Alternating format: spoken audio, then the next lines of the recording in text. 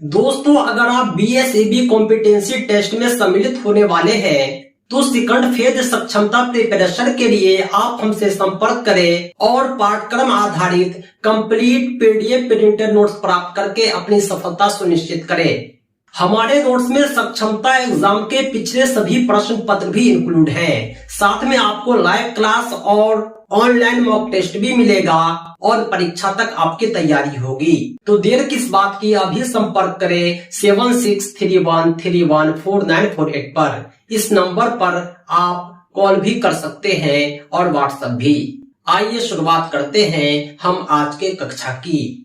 पिछले सक्षमता परीक्षा में कुछ प्रश्न शिक्षण कौशल टीचिंग स्किल से भी सम्मिलित किए गए थे, इसीलिए हम लेकर आए हैं टीचिंग स्किल का कंप्लीट प्रैक्टिस सेट, जहां हम शिक्षण कौशल के चिन्हित प्रश्नों को देखेंगे। आइए शुरुआत करते हैं आज के सेशन की और देखते हैं टीचिंग स्किल के चौथे प्रैक्टिस सेट को।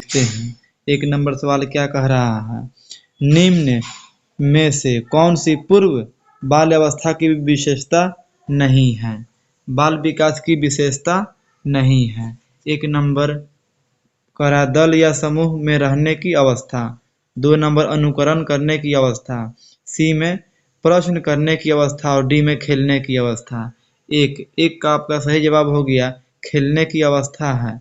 यह क्या है? बाल अवस्था में इसकी विशेषता नहीं है। इसका सही जवाब हो गया खेलने की अवस्था।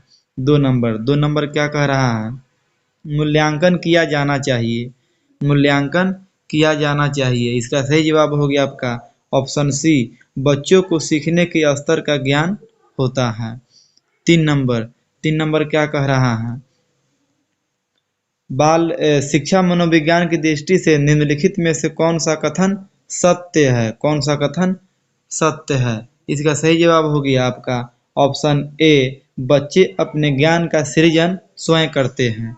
4 नंबर क्या कह रहा है, बच्चों में नैतिकता की स्थापना के लिए सर्वोत्तम मार्ग है। इसका सही जवाब हो गया आपका ऑप्शन बी, शिक्षक का आदर्श रूप में व्यवहार करना। 5 नंबर क्या कह रहा है, मानसिक रूप से स्वस्थ अध्यापक की विशेषता क्या है? इसका सही जवाब हो गया आपका ऑप्शन ए, वह संवेदनात्मक रूप से संतुलित है। आगे देखते हैं 6 नंबर क्या कह रहा है, शिक्षा का अति महत्वपूर्ण उद्देश्य है। इसका सही जवाब हो गया आपका ऑप्शन बी, बच्चे का सर्वांगीण विकास। 7 नंबर क्या कह रहा है, दीक्षा द्वारा पूछे गए एक प्रश्न का उत्तर शिक्षक तत्काल नहीं दे सकता है। शिक्षक की प्रतिक्रिया क्या होनी चाहिए? इसका सही जवाब हो गया आपका ऑप्शन डी, शिक्षक द्वारा इस प्रश्न का सही उत्तर बाद में समझकर देना चाहिए। 8 नंबर क्या कह रहा है, आप अनपढ़ माता पिता के बच्चों को अंग्रेजी सिखाना चाहते हैं। इसका सही जवाब हो गया आपका ऑप्शन डी, आप उसे मातृभाषा की सहायता से अंग्रेजी सिखाने का प्रयास करेंगे।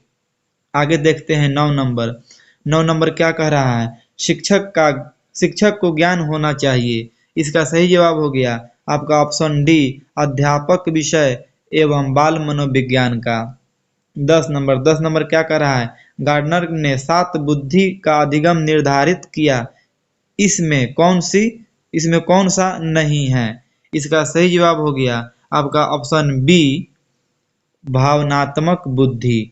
11 नंबर क्या कह रहा है, सहयोगात्मक रणनीति की किस श्रेणी में महिलाएं निम्न में से संबंधित नहीं हैं? इसका सही जवाब हो गया आपका ऑप्शन बी, प्रतिरोध। आगे देखते हैं 12 नंबर क्या कह रहा है, विद्यालय क्षेत्र में रचनात्मक निर्धारकों को जानने के लिए इनमें से कौन सा उपागम नहीं है, नेगेटिव सवाल है। इसका सही जवाब हो गया आपका ऑप्शन बी, बहुविकल्पीय प्रश्न। आगे देखते हैं 13 नंबर क्या कर रहा है, नैदानिक परीक्षा का मुख्य उद्देश्य क्या है? नैदानिक परीक्षा का इसका सही जवाब हो गया आपका ऑप्शन सी, अकादमिक घटनाओं के कारणों का पता लगाना। आगे देखते हैं 14 नंबर क्या कह रहा है?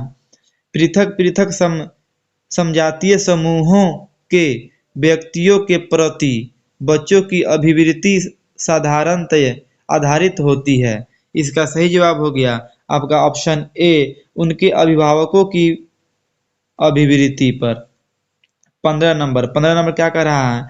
विद्यार्थियों के अच्छे मानसिक स्वास्थ्य को बनाए रखने के लिए निम्नलिखित में से कौन सा तरीका अधिक महत्वपूर्ण है? कौन सा तरीका अधिक महत्वपूर्ण है? इसका सही जवाब हो गया आपका ऑप्शन डी, अध्यापक की भूमिका एवं विद्यालयी वातावरण। 16 नंबर क्या कह रहा है? जिस प्रक्रिया में व्यक्ति दूसरों के परिवार को देखकर सीखता है न कि प्रत्यक्ष अनुभव से, उसको क्या कहा जाता है? इसका सही जवाब हो गया आपका ऑप्शन ए, सामाजिक अधिगम। आगे देखते हैं 17 नंबर क्या कह रहा है? कौन सा सिद्धांत व्यक्त करता है कि मानव मस्तिष्क एक बर्फ की बड़ी चट्टान के समान न, जो कि अधिकांशतः छिपी रहती है एवं उसमें चेतन के 3 स्तर हैं। इसका सही जवाब हो गया आपका ऑप्शन सी, मनोविश्लेषणात्मक सिद्धांत। 18 नंबर क्या कह रहा है? बच्चे शिक्षार्थियों में निम्नलिखित में से कौन सा लक्षण पठन कठिनाई का नहीं है? नेगेटिव सवाल है, ध्यान से देखिएगा। इसका सही जवाब हो गया आपका ऑप्शन ए, पठन गति और प्रवाह में कठिनाई। आगे देखते हैं 19 नंबर क्या कह रहा है? भारतीय समाज की बहुभाषिक विशेषता को खाली जगह डैश देखा जाना चाहिए। इसका सही जवाब हो गया आपका ऑप्शन ए, विद्यालय जीवन को समृद्ध बनाने के संसाधन के रूप में। आगे देखते हैं 20 नंबर क्या कह रहा है? सतत एवं व्यापक मूल्यांकन में व्यापक मूल्यांकन का शब्दावली का तात्पर्य है। इसका सही जवाब हो गया आपका ऑप्शन सी, शैक्षिक एवं सह शैक्षिक मूल्यांकन। इसका सही जवाब हो गया। आगे देखते हैं 21 नंबर क्या कह रहा है? मूल्यांकन का उद्देश्य है। मूल्यांकन क्या उद्देश्य है? इसका सही जवाब हो गया आपका ऑप्शन डी, उत्पादक जीवन जीने के लिए शिक्षा किस सीमा तक तैयार कर पाई है को पुष्टि पोषण प्रदान करना। D number. आगे देखते हैं 22 नंबर क्या कह रहा है? कक्षा में विद्यार्थियों की रुचि बनाए रखने के लिए एक शिक्षक को क्या उचित होता है? 22 नंबर इसका सही जवाब हो गया डी, प्रश्न पूछना। आगे देखते हैं 23 नंबर कौन सा सीखना अस्थायी होता है? इसका सही जवाब हो गया आपका ऑप्शन सी, समझकर। आगे देखते हैं 24 नंबर क्या कह रहा है? मूल्यांकन का उद्देश्य है। इसका सही जवाब हो गया उपरोक्त सभी। ये भी हो गया, ए भी हो गया, बी भी हो गया, सी भी हो गया। आगे देखते हैं 25 नंबर क्या कह रहा है? एक कक्षा में वैयक्तिक भिन्नताओं के क्षेत्र हो सकते हैं। इसका सही जवाब हो गया आपका रुचियों के, सीखने के, चरित्र के, यह सभी, यानी तीनों इनका ऑप्शन सही हो गया।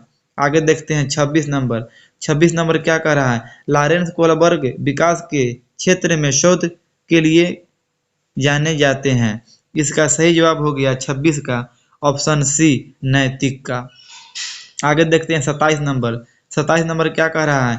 पियाजे के अनुसार संज्ञानात्मक बाल विकास की कितनी अवस्थाएं हैं? इसका सही जवाब हो गया आपका ऑप्शन बी, 4 अवस्था। आपको मालूम होना चाहिए संवेदी, 1 नंबर होता है संवेदी जो 0 से 2 वर्ष होता है, और दूसरा का हो गया पूर्व संक्रियात्मक अवस्था, इसका उम्र हो गया 2 से 7 वर्ष। तीसरा हो गया मूर्त संक्रियात्मक अवस्था जिसका उम्र होता है 7 से 11, और अंतिम में हो गया औपचारिक संक्रियात्मक अवस्था जो 11 से ऊपर कहलाता है।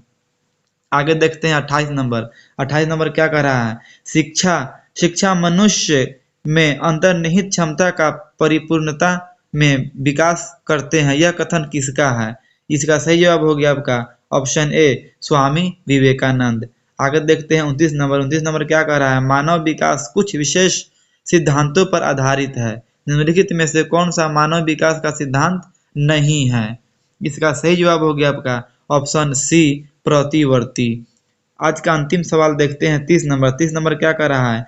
अवधारणाओं का विकास मुख्य रूप से किसका हिस्सा है? इसका सही जवाब हो गया आपका ऑप्शन ए बौद्धिक विकास।